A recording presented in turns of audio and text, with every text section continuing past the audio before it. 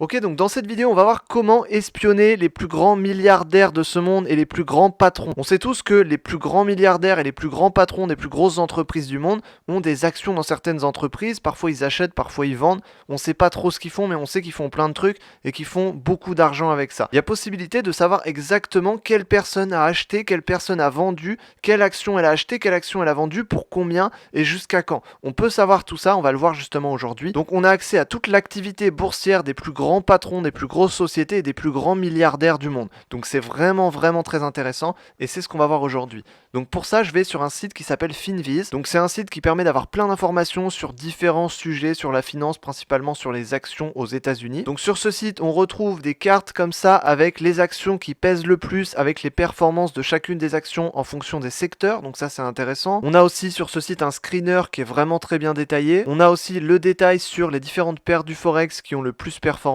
On a donc pareil avec les crypto-monnaies ici. On a aussi des informations sur les futurs, sur les matières premières, quel futur a le plus performé, quel futur a le moins performé. Mais nous, ce qui nous intéresse principalement, c'est la fonction ici Insider. Et donc quand on va sur cette fonction, on a accès aux activités des plus grands patrons des plus grosses sociétés des États-Unis. Donc parmi tous ces noms, il y a sûrement des noms dont tu as déjà entendu parler, notamment Mark Zuckerberg qui est présent sur la liste. Et donc si on clique ici sur Top Insider Trading Recent Week, donc de la semaine, donc les récents insiders de la semaine, et donc là on peut voir précisément quelles sont les personnes qui ont acheté des sociétés, quelles sont les personnes qui ont vendu des sociétés, des personnes importantes qui ont un impact dans la société. Donc par exemple, si on regarde l'entreprise Snap, donc c'est celle qui fait Snapchat, l'application, ici on a donc Murphy Robert qui est donc le CTO, donc le chef technique de l'entreprise Snapchat.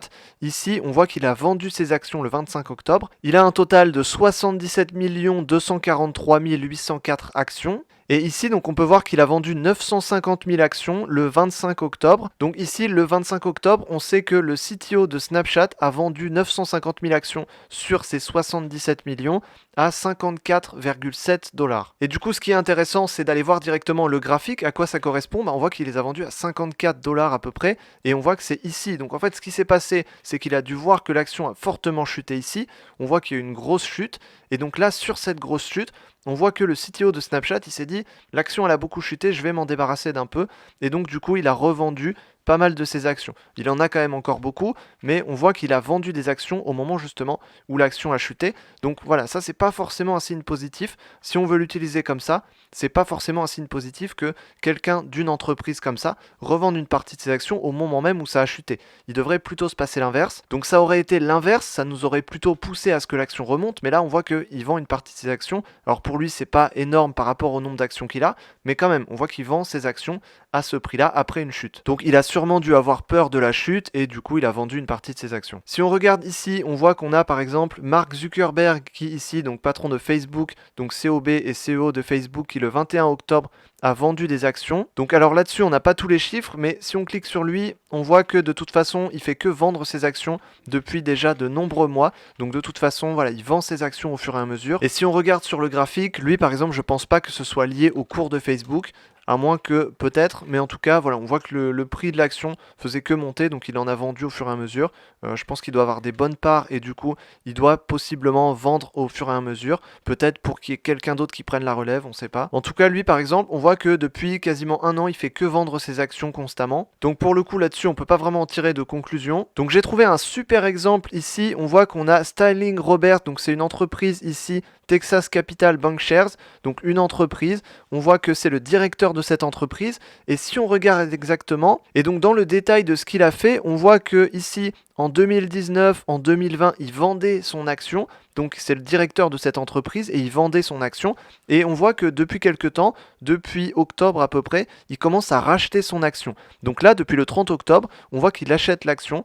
Donc voilà, le directeur achète l'action là où avant il la vendait, et de toute façon on voit que ses achats sont de plus en plus importants, et on voit que au fur et à mesure, il y a quelques années il cherchait à se débarrasser de ses actions, et donc il avait quasiment plus d'actions, et là on voit que au fur et à mesure il rachète des actions, donc ça c'est intéressant. Donc ça veut dire qu'il croit en sa société, il croit que ça peut se développer, c'est le directeur, donc il sait de quoi il parle. Et si on regarde sur le graphique ce que ça donne, donc sur le graphique on voit que ici il a fait des achats, donc on voit si on regarde la liste, on voit qu'il a acheté ici, il a acheté par ici. Et donc on voit que durant toute cette baisse, il rachète son action à chaque fois. Et donc là, il achète encore son action. Donc ça, c'est plutôt haussier. Ça veut dire que potentiellement, il croit que son action peut se développer, il croit que son entreprise peut se développer encore plus.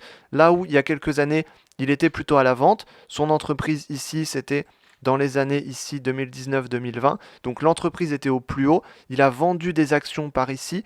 Il a vendu des actions ici, ici, et durant toute cette baisse ensuite. Et donc quand le prix était par ici, il a vendu des actions. Ici, il a continué à vendre des actions au fur et à mesure. Et là, il commence à remonter au capital, à racheter des parts. Donc ça, c'est intéressant. Ça veut dire qu'il pense que sa société a du potentiel d'avenir. Et donc voilà, le directeur d'une entreprise achète ses propres actions. Donc ça, c'est intéressant. Ça pousse plutôt vers le haut. Et ça veut dire que cette société, potentiellement, eh bien, aurait des possibilités pour se développer à l'avenir. Et donc du coup que l'action pourrait monter, puisque logiquement, on sait que s'il rentre sur cette action, c'est pour que derrière lui puisse gagner de l'argent.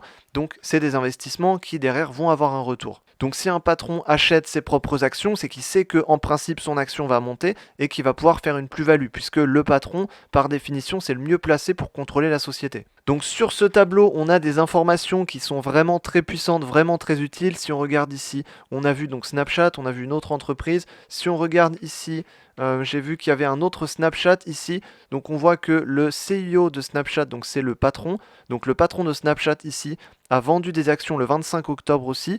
Donc ça c'est intéressant. Voilà, il fait comme son CTO, en fait, il vend ses actions. Donc il y a quand même globalement beaucoup plus de ventes puisque c'est des personnes qui souvent possèdent déjà des entreprises. Et puis les marchés actions sont déjà assez hauts. Donc il y a beaucoup de personnes qui souhaitent se débarrasser aussi de leurs actions pour prendre leur plus-value. Mais on voit quand même que sur certaines entreprises, on a quand même certains achats qui sont faits. Et si on regarde ici, top 10 des propriétaires d'entreprises. Ici, on a quand même encore plus d'achats puisque là, on a notamment des gros fonds d'investissement qui vont entrer sur certaines actions et on peut savoir exactement sur quelles actions ils vont entrer. Donc pour savoir ensuite en détail, il faut aller sur le site, il faut regarder quel fonds d'investissement entre sur quelle action, à quel moment, quel directeur entre sur quelle action à tel moment et ensuite potentiellement on peut suivre. Après l'idée c'est pas de suivre bêtement, c'est aussi de faire une analyse, de savoir pourquoi on entre avec son risque, avec son propre capital, mais globalement, on peut suivre un peu, ça peut donner une idée sur quelles sont les tendances des sociétés, des actions aux États-Unis, sur des grosses actions, sur des petites actions aussi, on le voit. Donc ça peut donner clairement des bonnes tendances d'avenir sur certaines actions parce que c'est des infos qui viennent de l'intérieur, c'est des infos qui viennent de l'insider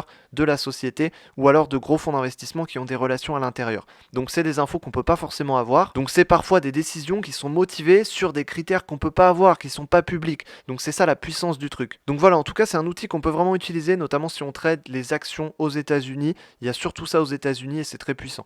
Donc voilà, j'espère en tout cas que je t'ai fait découvrir un truc dans cette vidéo, que cette vidéo t'a aidé.